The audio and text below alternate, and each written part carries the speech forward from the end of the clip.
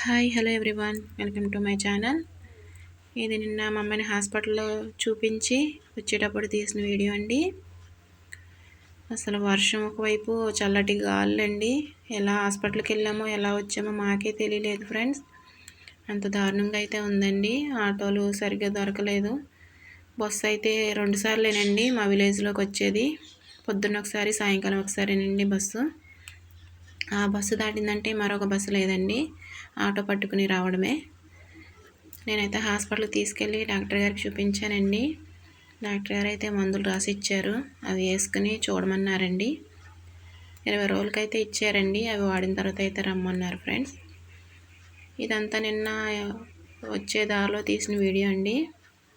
వర్షం కారణంగా చాలామంది షాప్స్ అయితే కట్టేశారండి. చాలామంది అయితే తీసే ఉంచారు.